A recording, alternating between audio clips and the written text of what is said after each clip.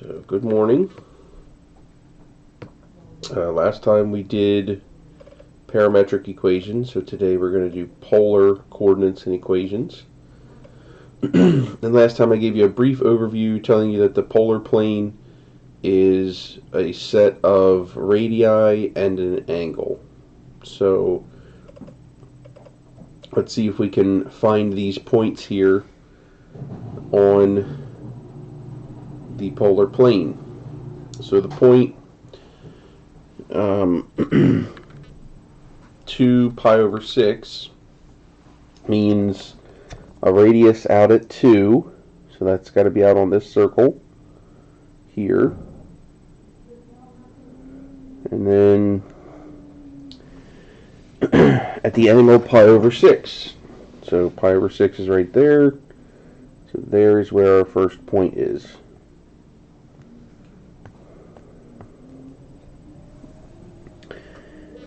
The next one is 3 and negative 2 pi over 3. So this is a radius of 3 out here. And negative 2 pi over 3.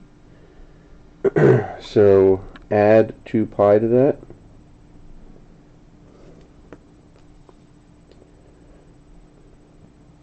To get the positive angle.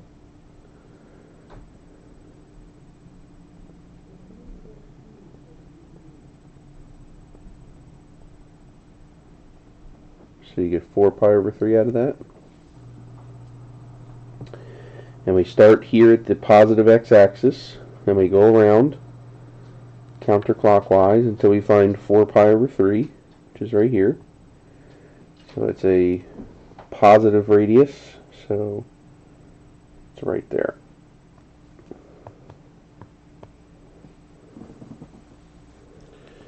And that's point B. Okay. The third one, negative 2, 7 pi over 6. So the radius is 2, right? We can't really have a negative radius. That just indicates a direction for us. So we have radius of 2 and an angle of 7 pi over 6. So locate that. That's right here. So if it was a positive 2, we'd put our point right here. But it's not. It's a negative 2, which means we have to go 180 degrees and put our point. So it actually overlaps A. So you may recall me saying that there's more than one way to define a point in polar coordinates. And so we see that A and C are in fact the same point. And you may or may not remember I wrote this little guy over here as well.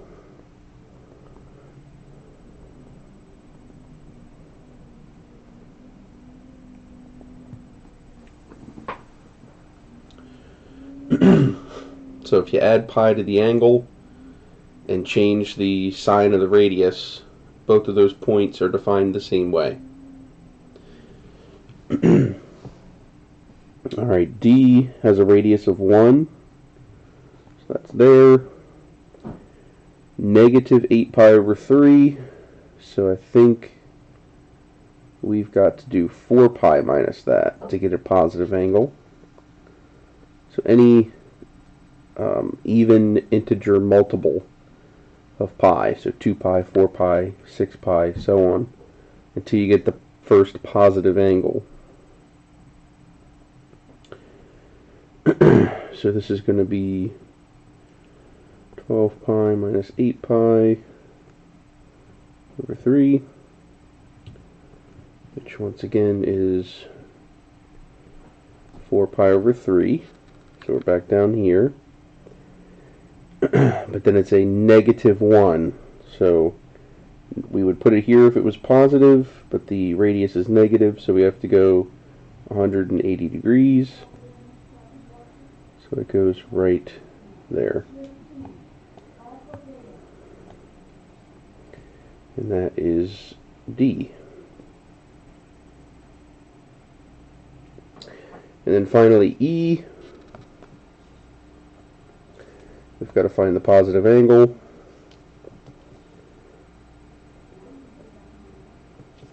So subtract the 2.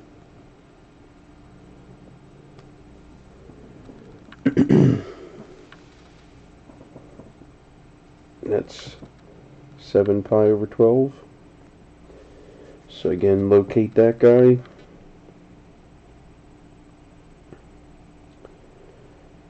Which is right here.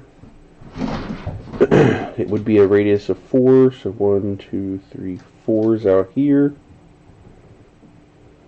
But it's negative, so we have to go 180 degrees. And the point should be down here.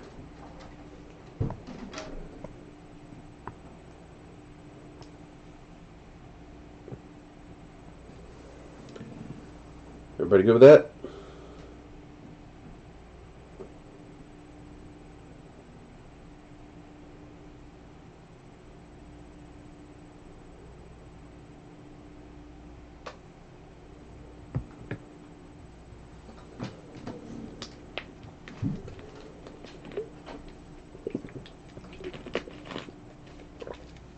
All right, good.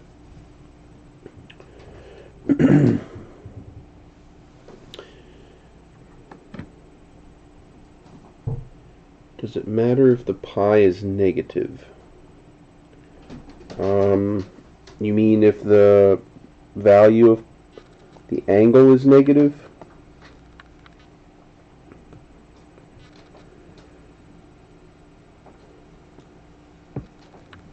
So yeah, the going this direction is positive angles.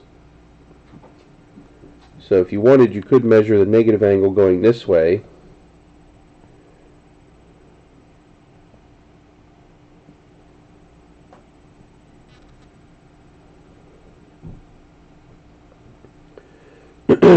Or if you add integer multiples of 2 pi, then you find the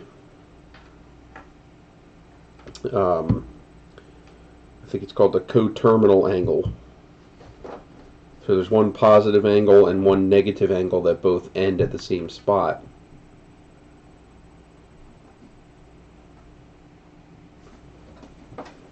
Hopefully that answered your question.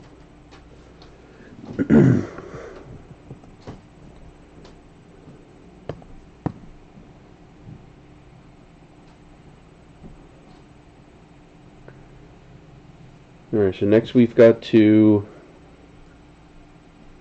convert to polar or Cartesian using these 4 equations that are given above. If we go from Cartesian to polar, we're using these 2. So I want to find R. That's the square root of x squared plus y squared.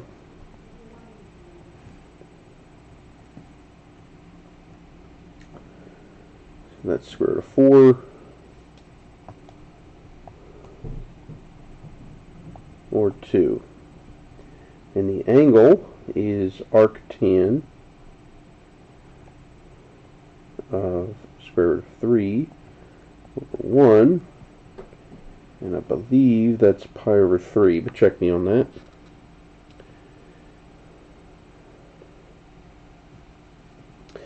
So we've got to be careful with this r and theta.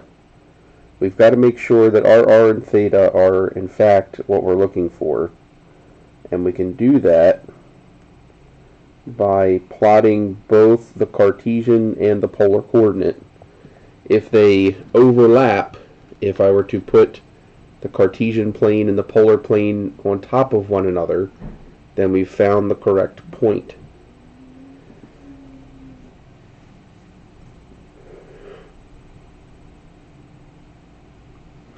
So in Cartesian, the point 1 root 3 would be somewhere around here.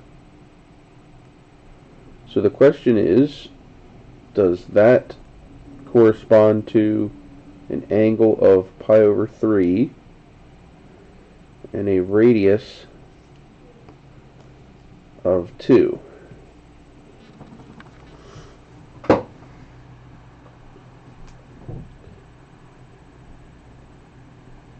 So the radius of 2 is fine as long as the angle is the correct one. If it's the wrong angle, we could always rewrite the radius as a negative 2. But to me, that looks like approximately a 60-degree angle and a radius of 2. So that is the correct translation to polar coordinates.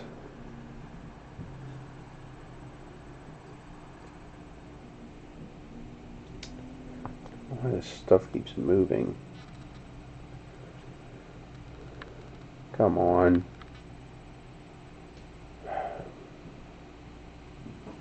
Alright. So here's another one, Cartesian to polar. So again, we use the same equations. So square root of the components squared.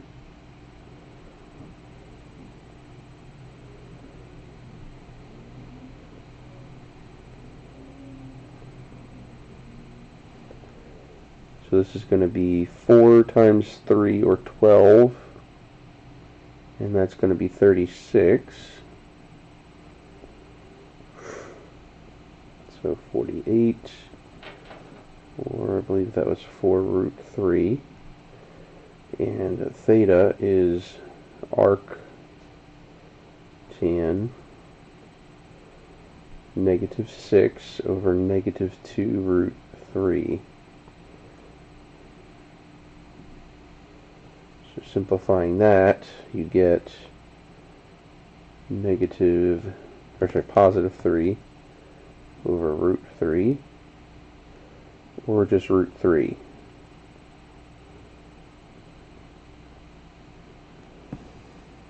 Which was the same as what we had up here. Where did all my arctan stuff go? Come on, I don't understand this thing.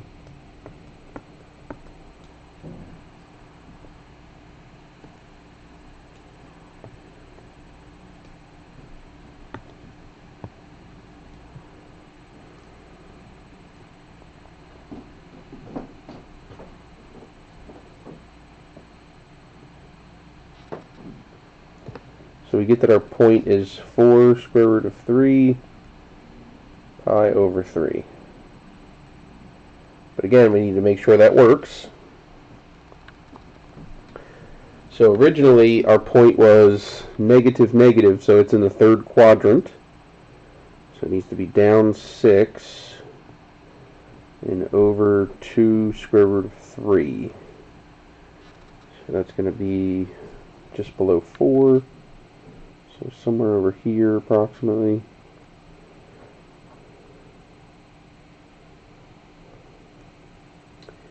So now the question is, does our point match? So notice we have pi over 3. Well, if we have pi over 3, that would put us over here, right? So instead, if we just make this negative, then it should flip us 180 degrees from pi over 3.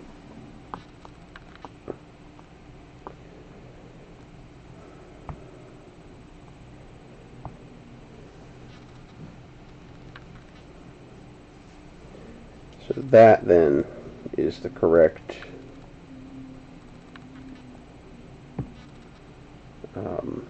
coordinate in polar.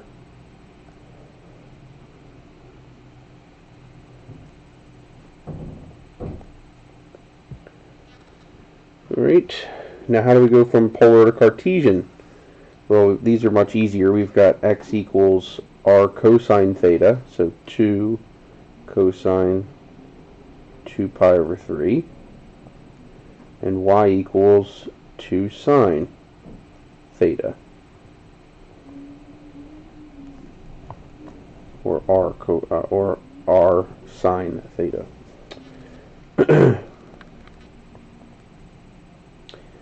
So this is 2 times, I think it's -1/2, but let me check myself.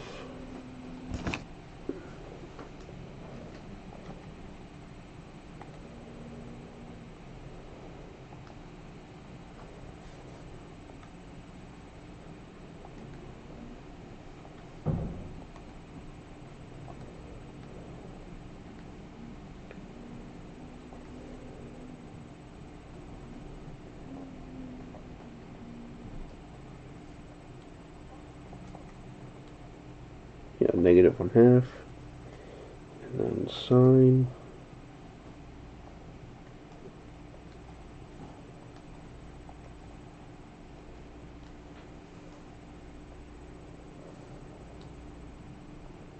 That's √3/2. Okay. So the 2's would cancel, and we'd get -1√3. So again, let's just check it.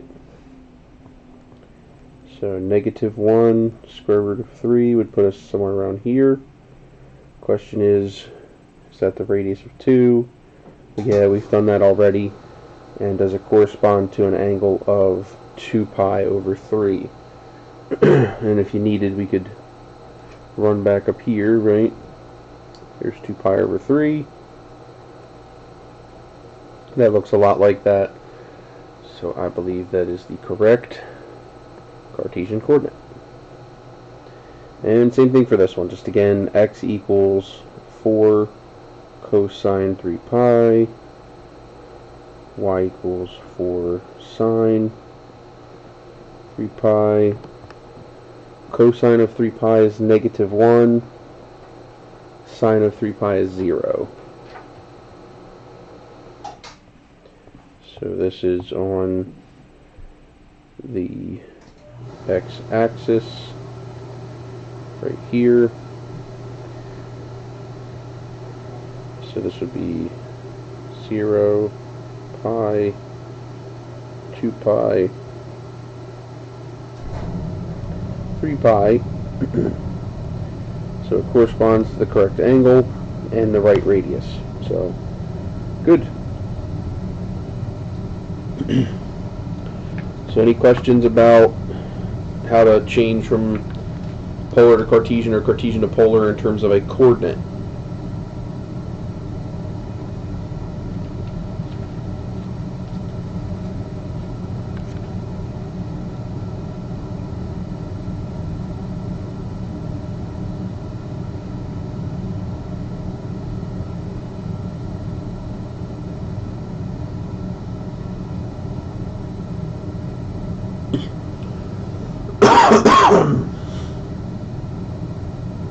Alright. So the next task we have is to convert equations. So we've got to take those 4 relationships that were given up here, and really we're only going to use these 3 most often,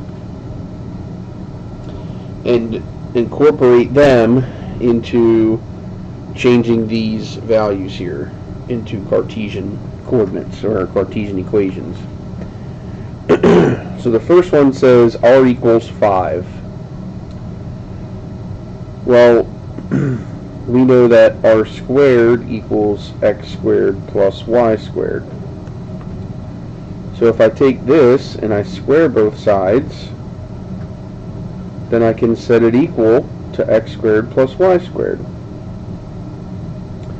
And that is a circle, right? The equation of a circle with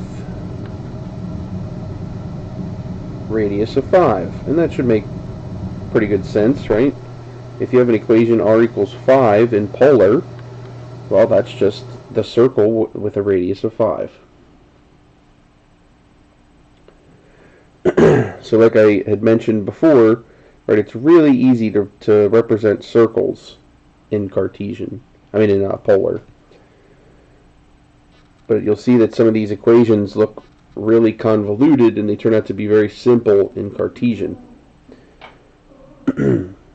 So part B says r cosine theta. Do you know what r cosine theta is equal to?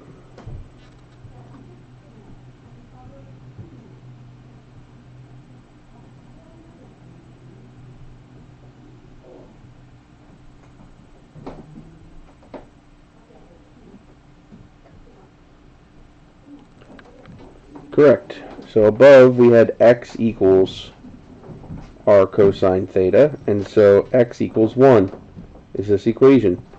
So already you can see a simple vertical line, right, x equal 1, is represented by a strange equation in polar.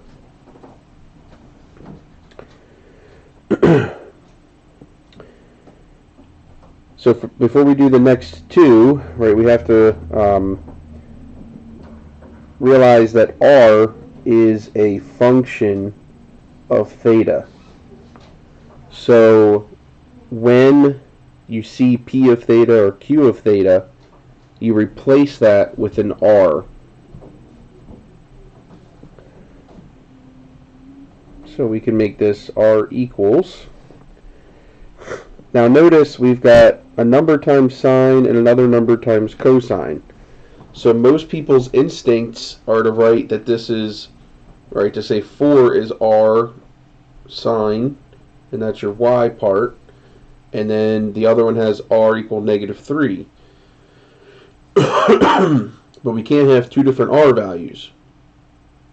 So instead, I'm going to take the equations and rewrite them in this manner.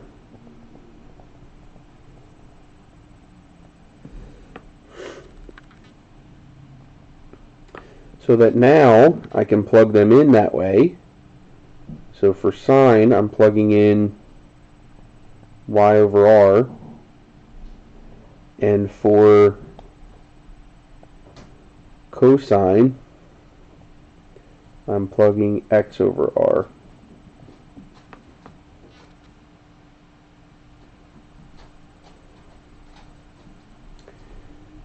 I then have an r in common down there.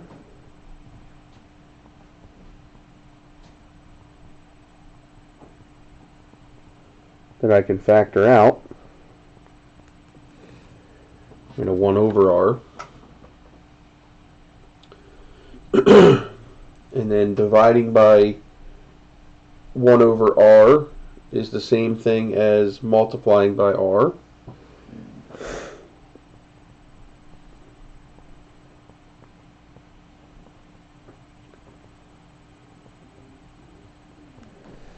So then I could divide both sides by r. Whoa. And I have this. In which case I'm going to swap these.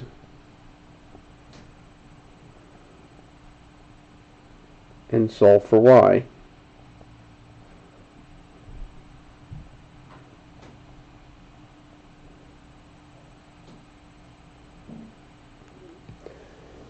So that strange equation we started with is nothing more than a line with a slope of 3/4 and a y-intercept of 1/4.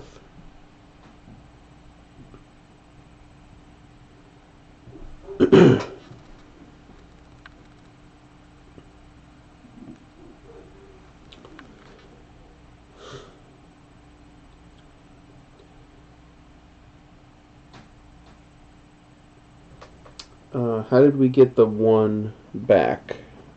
Okay, you got it? Okay. Yeah, divided through everywhere by r, I think, is what maybe you missed right here. Alright, this next one. Almost the exact same process. Right, I'm going to replace q of theta with r. I'm going to replace cosine with x over r. And I'm going to replace sine with y over r. So again, I'm going to multiply through both sides by r. So I'm going to get r squared is equal to minus 8x plus 2y.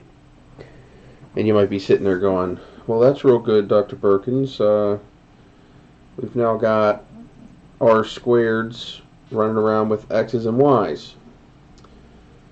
But don't forget, we also have a relationship for r squared.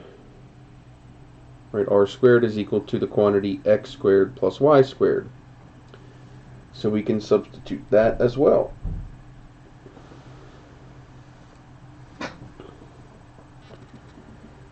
So this equals x squared plus y squared.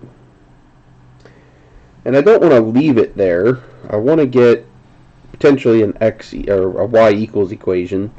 And if not that, then something that I recognize in Cartesian coordinates.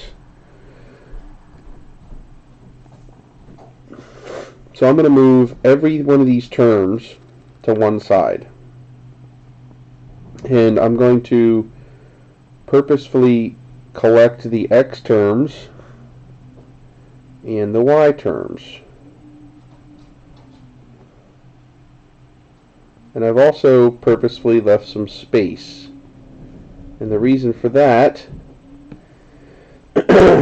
is because looking at those two terms, I can complete the square and then factor them. So x squared plus 8x, if I take the 8, divide by 2, and square it, that's plus 16. But if I add 16 to that side, I have to do it on this side as well. And then take the negative 2 here on the y, divide that by 2, and square, and you get plus 1. So add that to both sides. So then this set here factors as x plus 4 squared. And this next one as y minus 1 squared. And the other side, if you want, you could write as square root of 17 squared if you wanted to know what the radius is.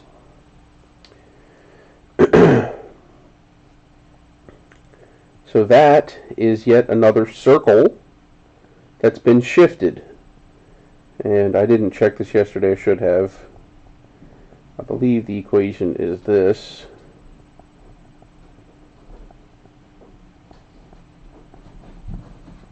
For a circle in general. And the center occurs at HK. So I believe this guy is, excuse me, shifted 4 units left, 1 unit up for its center, and then it's got a square root of 17, so, or radius of square root of 17. It's over here somewhere.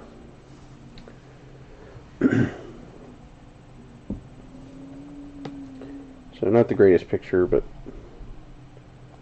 a rough sketch. Everybody good so far?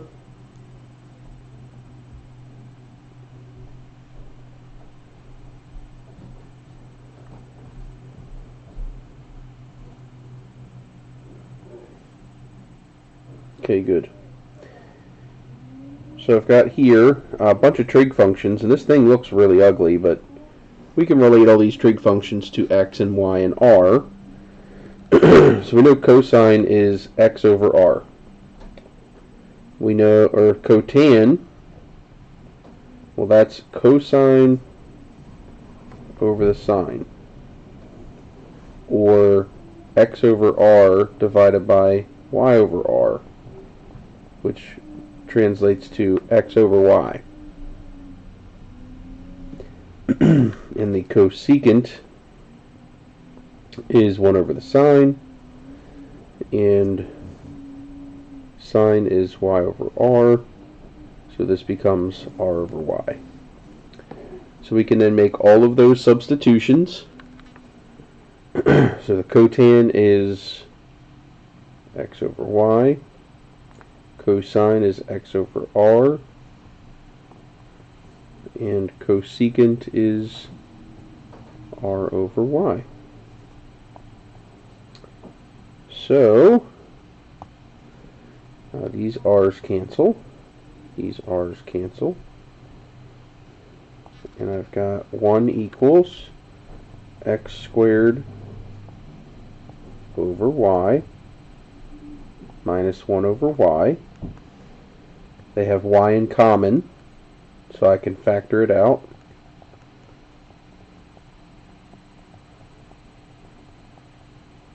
And then multiply by y on the other side. So that ugly convoluted function that we started with in polar coordinates is nothing more than a parabola that's been shifted down 1 unit.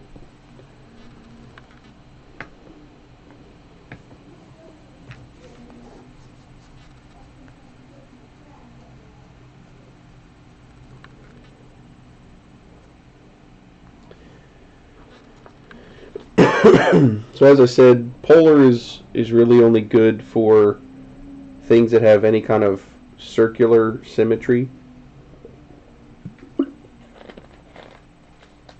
And the whole reason to really learn polar is that eventually you're going to move on and do 3 dimensions, and you'll be doing things that have cylindrical or spherical symmetry. So there are instances where it is beneficial to take some function that you have in the Cartesian plane and rewrite it in one of those other coordinate systems, and it makes your calculations very simple. So that's kind of the end goal of doing all of this stuff, is that eventually you'll move on to do that.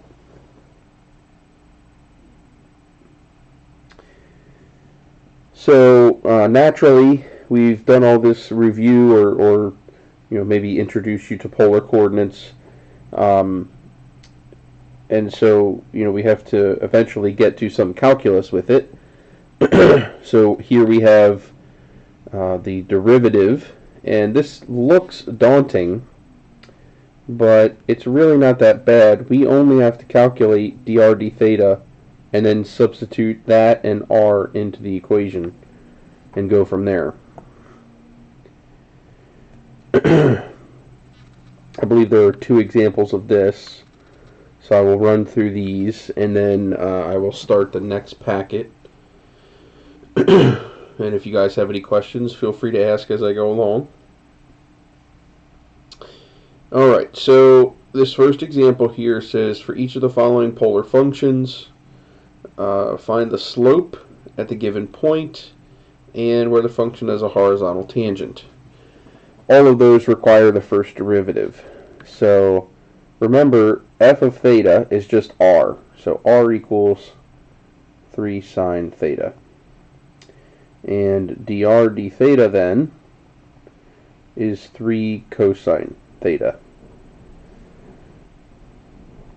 So now let's plug that into the equation given to us for the derivative.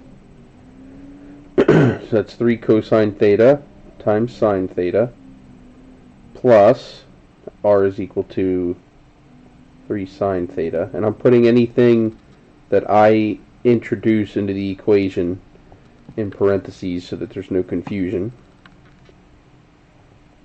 as to where things come from.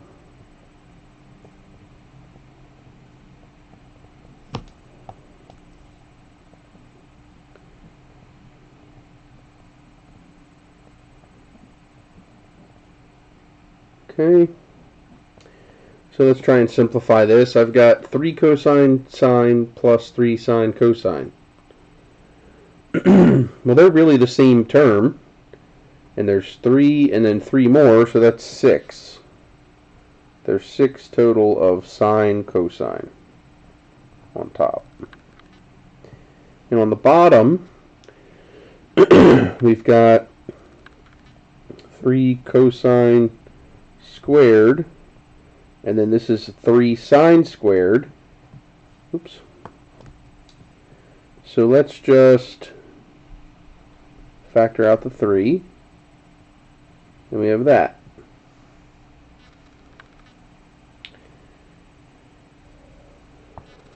So we can reduce this down to a 2.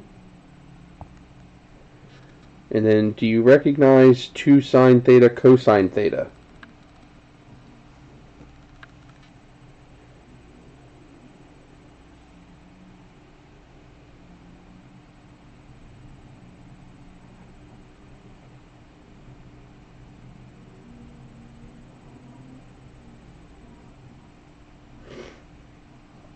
So yeah, that is sine of 2 theta. What about cosine squared minus sine squared?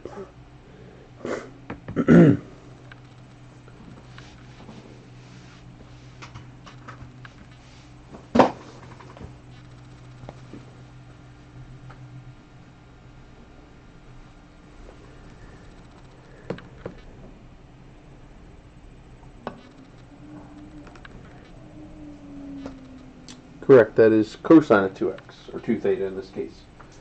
Just excuse me for just 1 second.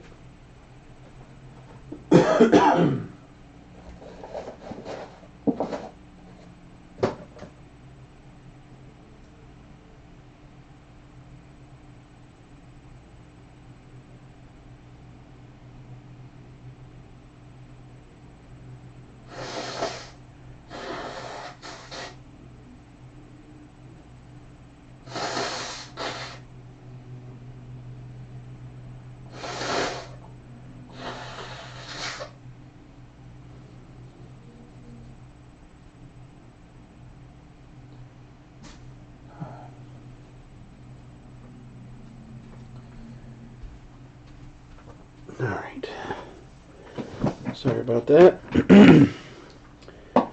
Had quite a bit of a stir with my allergies this morning. Okay, so we've got sine over cosine, which is tangent. So you could write the whole thing as tan of 2 theta. So if we want the slope at pi over 3, so we do tan 2 pi over 3.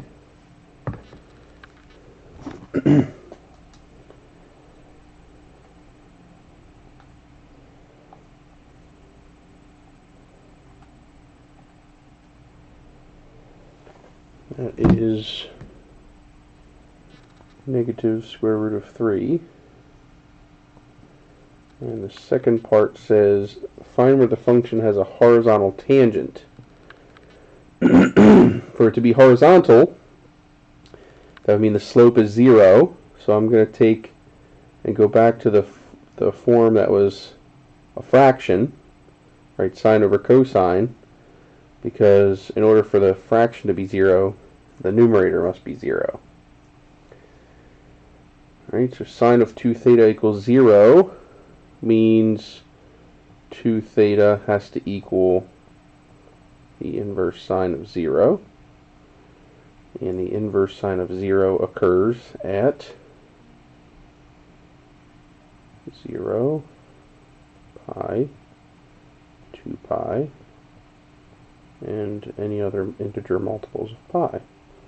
Now the reason I kept going is because I have to divide by 2, so theta is going to be 0, pi over 2, pi, 3 pi over 2, and 2 pi. And it asks me for all the solutions between 0 and 2 pi.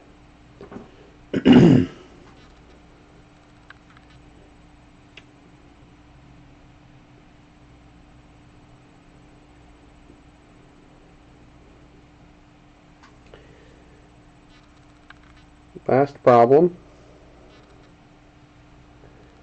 we have to find dr d theta and plug in.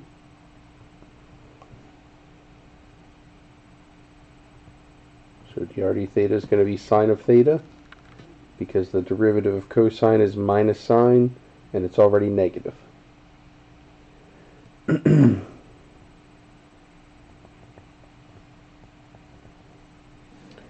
let's just zoom out here for a second so we can see the formula. Uh-oh, that's way too far. Okay.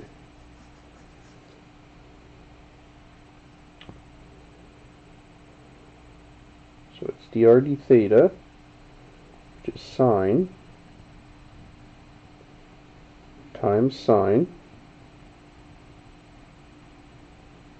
plus r, which is 1 minus cosine, times cosine, all divided by dr d theta times cosine minus r times sine. Excuse me. All right. So can we simplify that?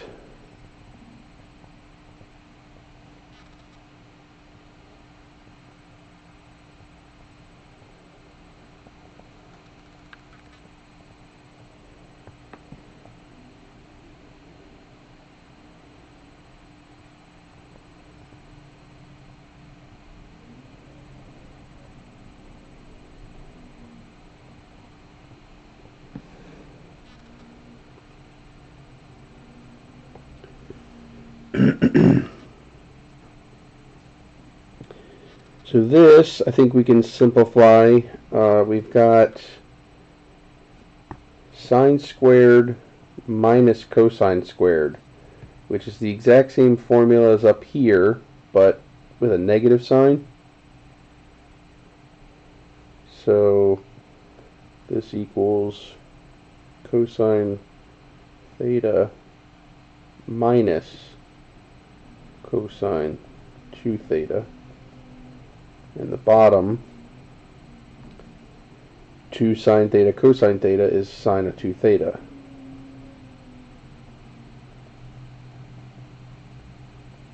I think that's a little more simplified.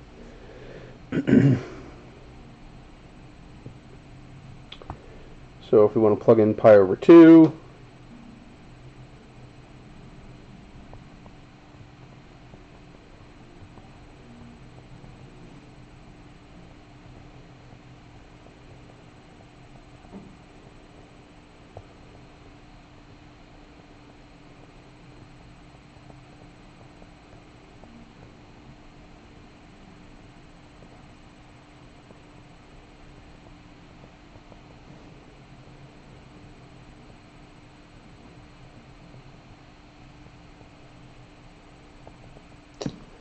so cosine of pi over 2 is 0.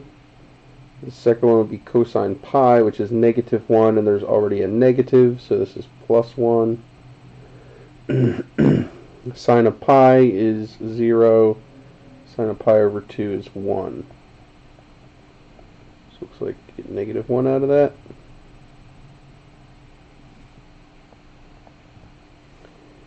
And then finally, the last part asks us to solve for the horizontal tangents.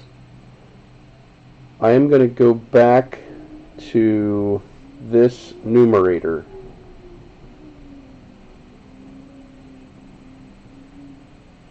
Or at least this form.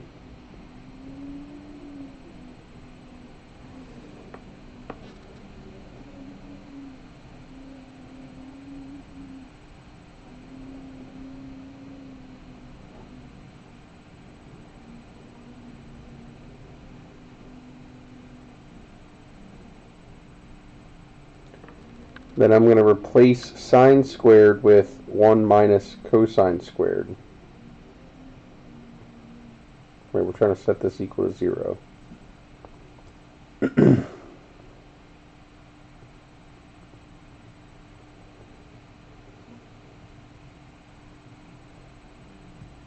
And the reason I did that is now I can do, we have minus 2 cosine squared plus cosine plus 1, or change all the signs and make this plus minus minus,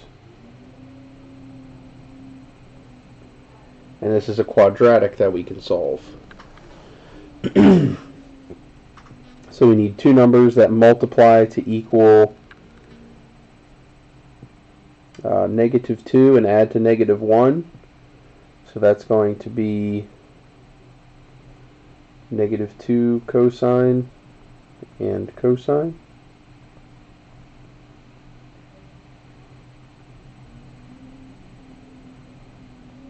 So group the first two, group the second two. First two have a 2 cosine in common, leaving back a 2 cosine minus 1, which looks, leaving a cosine minus 1, which is exactly what's in the other set of parentheses. So just have to remember that there's a plus 1 out there. Oop. Okay.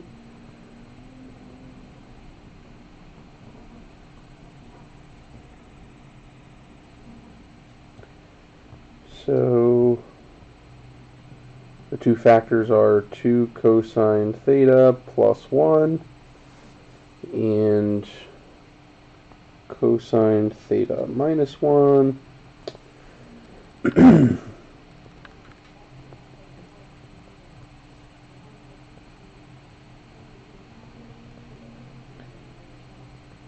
So the question is, when does cosine get back 1? And that happens at 0 and 2 pi. And when does it get back a negative 1/2? Excuse me.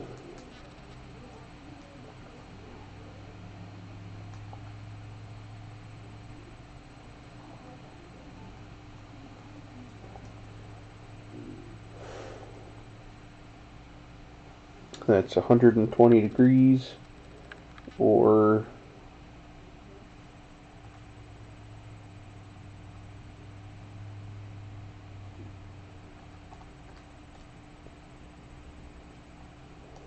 two pi over 3. And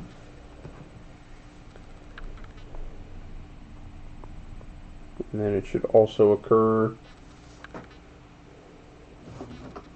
at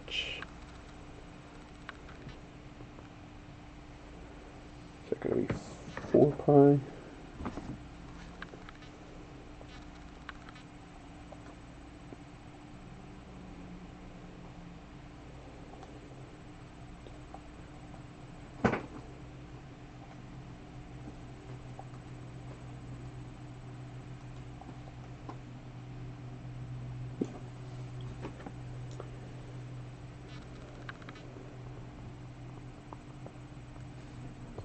So those are all your horizontal tangents.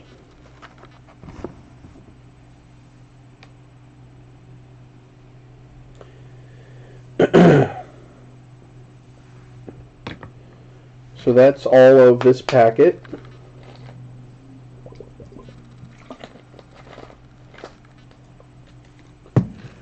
Darn it. Give me just 1 second. I'd like to save this.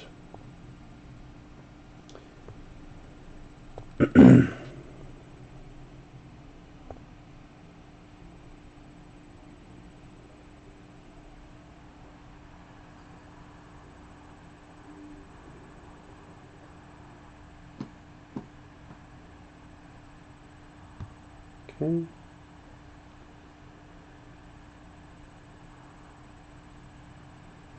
I don't know what that was. Oh, that's where that angles thing went. It's got a low where stuff just pops up wherever it wants.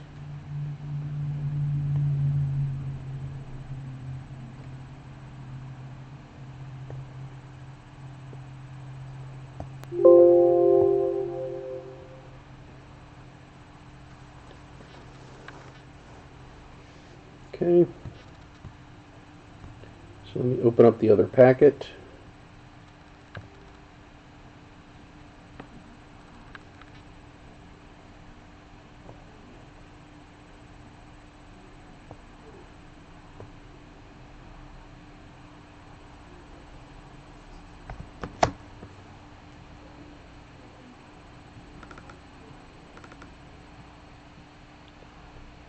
Anybody have any questions? Everyone doing well?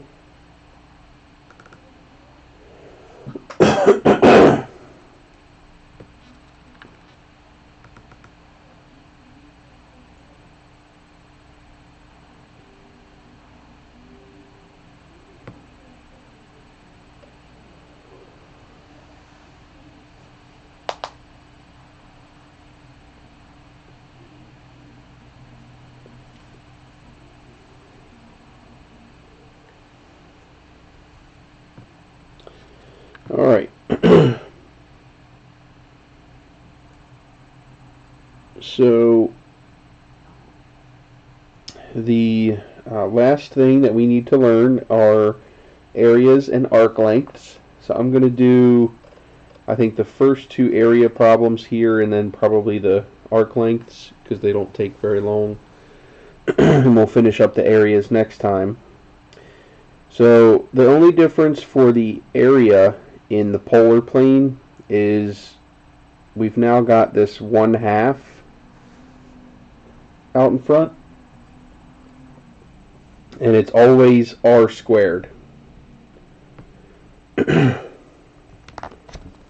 So the integral for this first one here, we already know there's a 1/2 out front, and we need to plug in the r equation squared.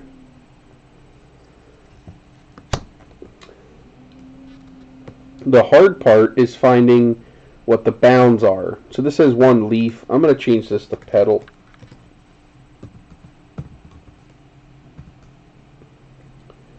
I think I used the wrong one, but we'll live with it for now.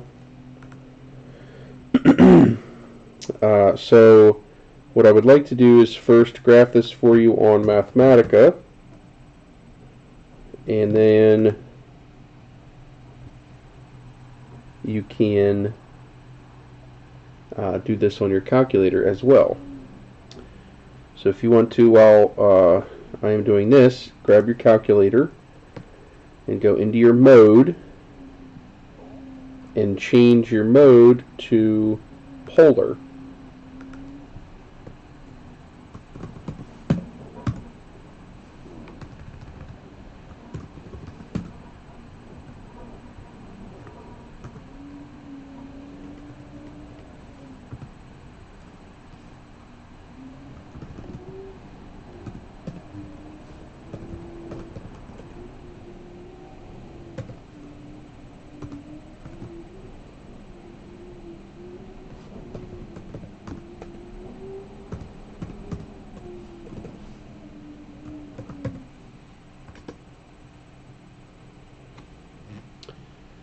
So can you all see that plot?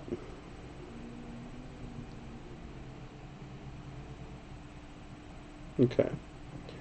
So yeah, that's a pretty nice plot. And you can see that those things are all symmetric. Now let me do this on the calculator for you. And you'll see that they are not so, it doesn't look so symmetric on the calculator. And let me get some light here. There's my cat sitting on the back of my chair. So when you go to mode, you should see under the fourth option, there's function, par, pole, and SEQ. So pole is for polar. Just 1 second.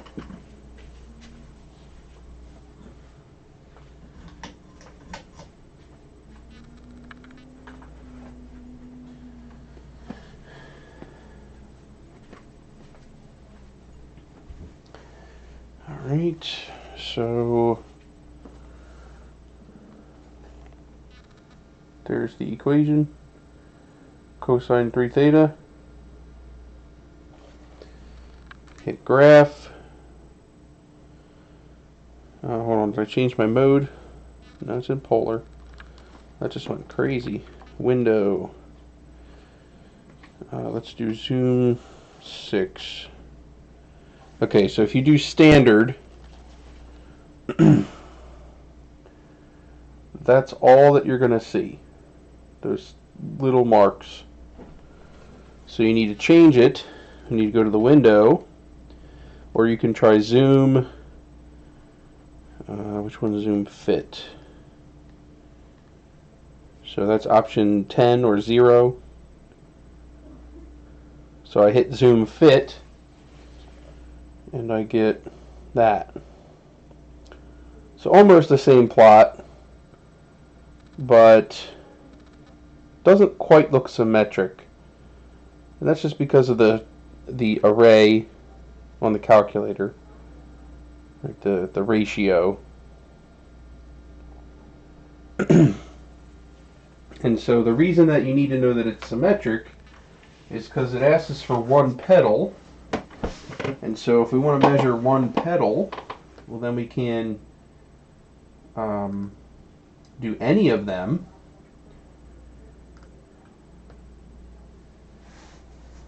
And technically, right, so we had this kind of shape going. So what I'm going to do is I'm going to find this area and then multiply it by 2. Which means I need to know what this point is, and I need to know what this point is to integrate. So let's go back to Mathematica. Now remember that this equation is r. So how do I make r, or cosine 3 theta, equal to 0? So what value do I plug in here to make cosine of 3 theta 0? Any ideas?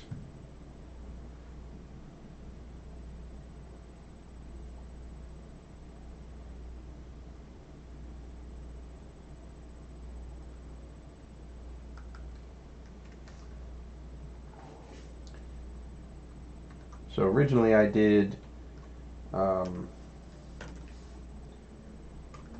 over 2, but that's too much, right? So pi over 2 is what makes cosine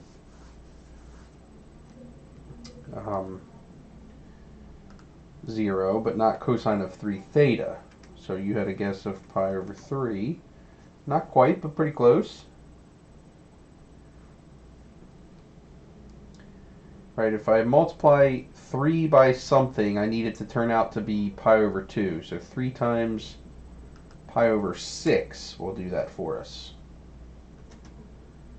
And see now, that I only have, oops, wrong screen, the portion that I'm looking for. So actually this point out here is 0 degrees, and back here is pi over 6. So if I integrate over that range, that gives me half a petal, and if I multiply it by 2, I get a full petal. So my bounds are 0 to pi over 6. Come on. Okay. So 1/2. Now the integral of cosine of 3 theta squared, remember that cosine squared equals this.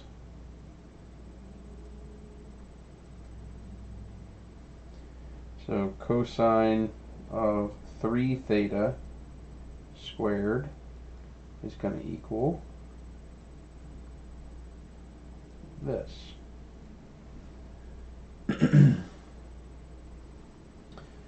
So I already have the 1/2 out there from the formula. I'm going to pull out another 1/2 after making the substitution, and I have 1 plus cosine 6 theta d theta. 0 to pi over 6. So that's 1/4. And integrating,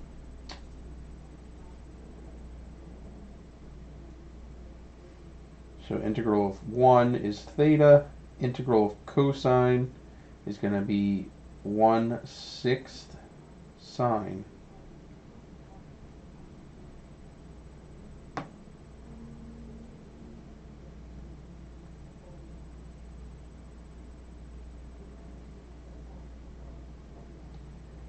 So plugging in,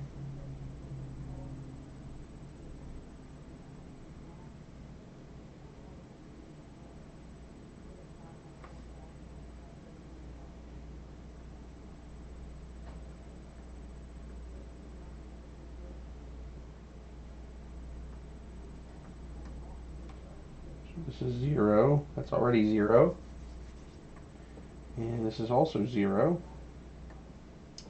so we get pi over 24. Now that is for half a petal, and we were asked for 1 whole petal, so we have to do for 1 petal 2 times what we found. So pi over 12.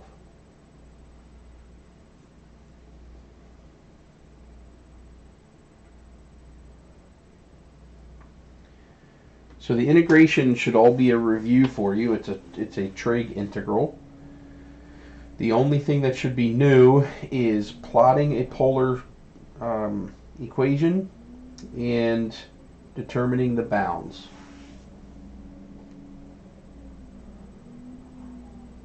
Any questions about that one?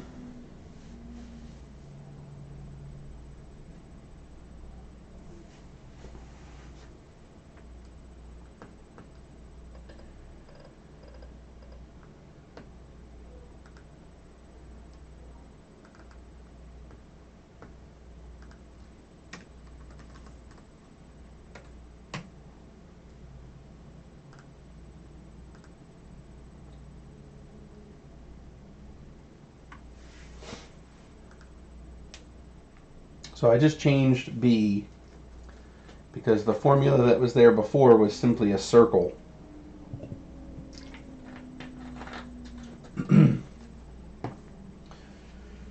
So all you would have to have done was found 1/2 the area of a circle, and there would have been no calculus involved whatsoever. So this says r equals sine 2 theta. So I'm going to change this to sine 2 theta, and from 0 to 2 pi. And we get this pretty graph. And all 4 of those are symmetrical. And it asked us for the area in the first and fourth quadrants. So basically 2 petals. So I'm going to integrate from this point back to itself and multiply by 2. The question is, how do I get here and back? Well, because this is sine of 0 puts me right here at my starting point. What is the next angle that I would plug into 2 theta to make sine 0?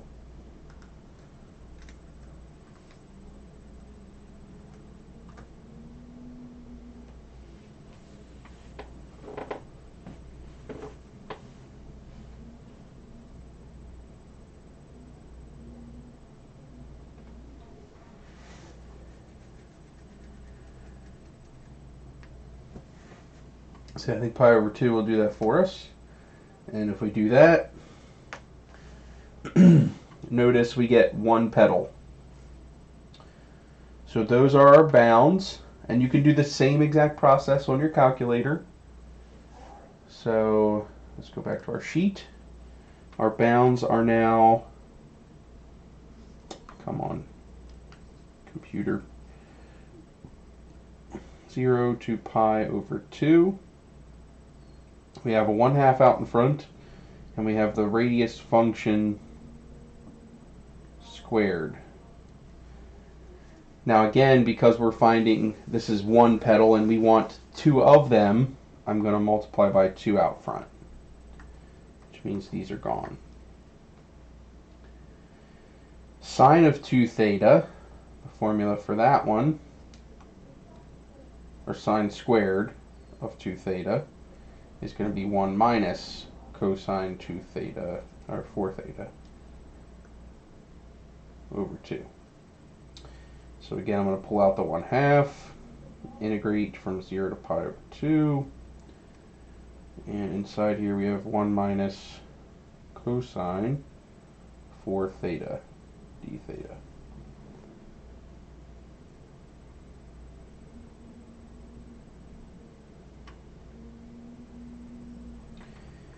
And if we just continue, this is theta minus 1, or sorry, let's see, yeah, minus 1/4 sine 4 theta, from 0 to pi over 2, and then just substitute the angles.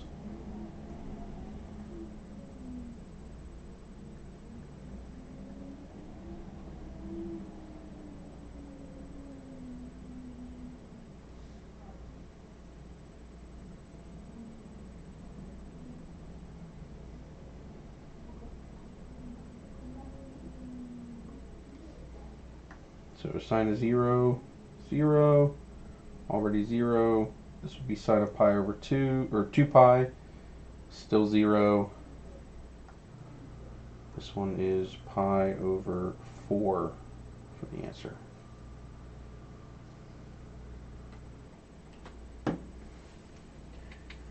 I lose anybody? I know I did that quite quickly.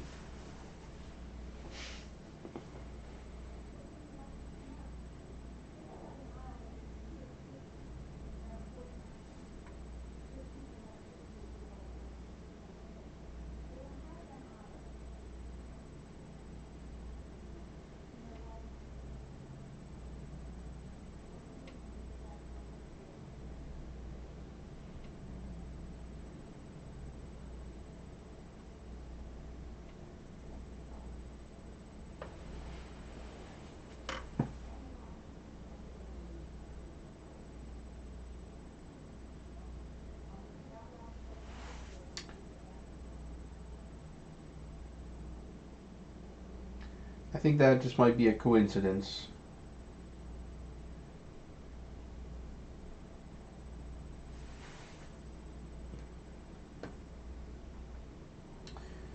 Alright, so I just wanted to plot this one for you real quick.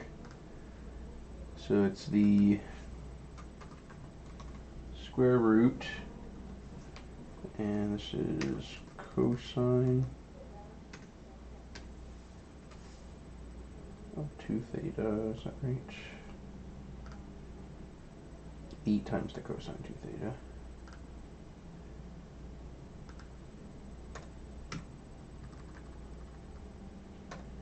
And the other equation was just r equal 2.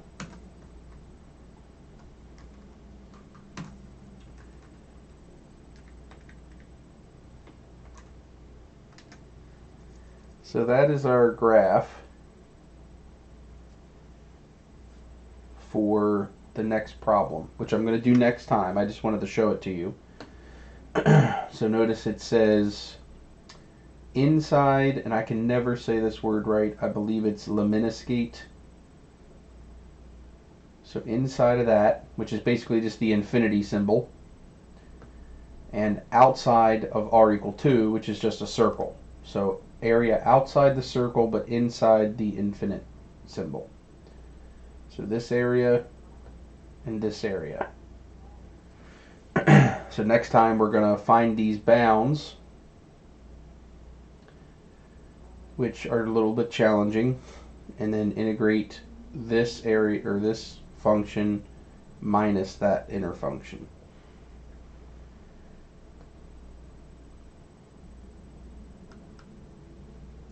So we'll do C and D next time, and then we'll start reviewing. So you may have seen I put the review up.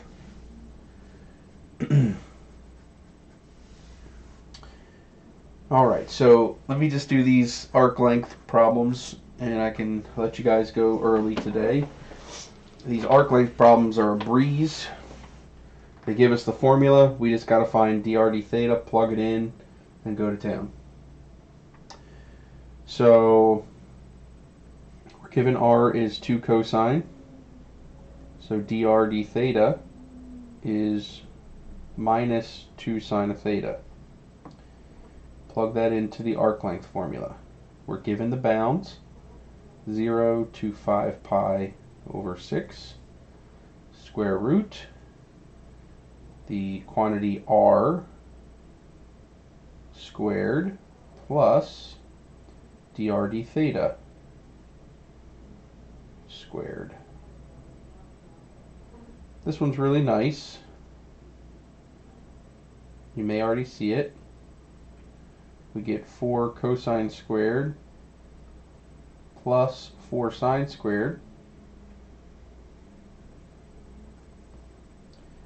We can make that 4 times cosine squared plus sine squared. And cosine squared plus sine squared is just equal to 1. So this becomes square root of 4 d theta, which we all know is just 2. And the integral of d theta is just theta. So we get 2 times theta evaluated from 0 to 5 pi over 6. And so that's 2 times 5 pi over 6, or it's like 5 pi over 3.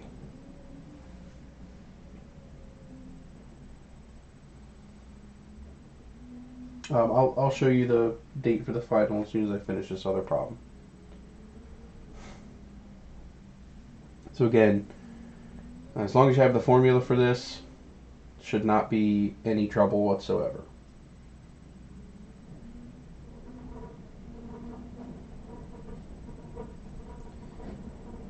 The last one, dr d theta, is 2 theta. So the arc length is the integral over the bounds given, 0 to pi, square root,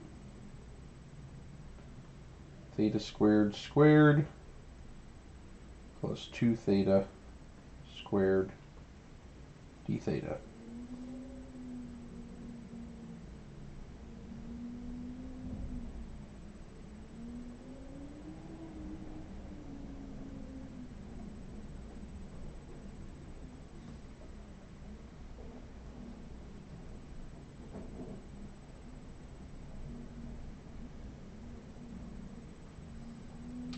So I'm going to factor out a theta squared.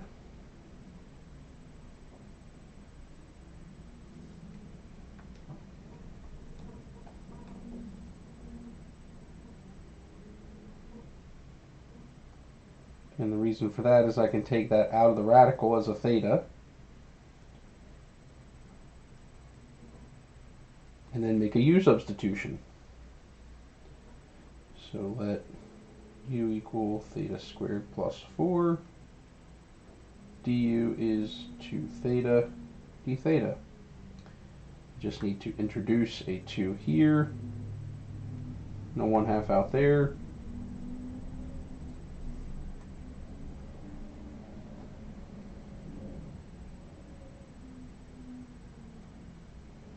And this is now u to the 1/2 du. Changing the bounds, this would be 4 and pi squared plus 4.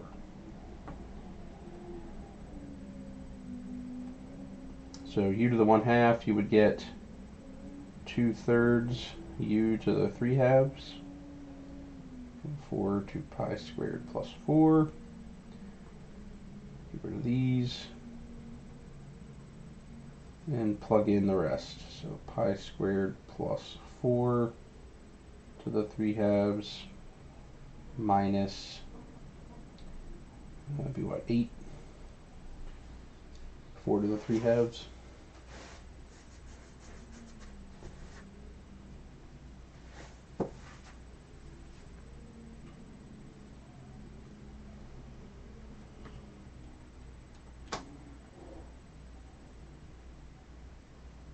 I think I got something different for that yesterday. I think I made a mistake with this 4 here.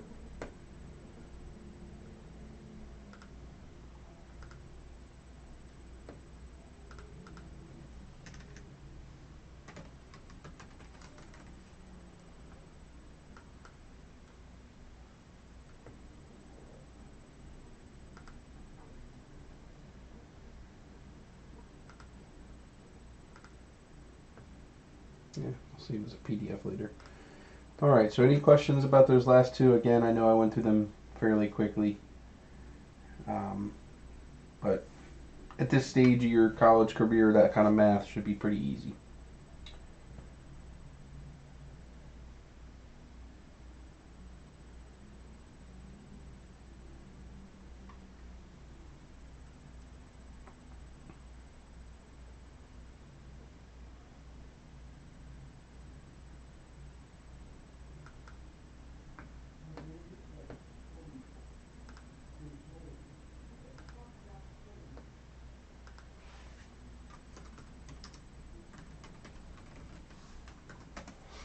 So next time, like I said, we'll finish up that packet.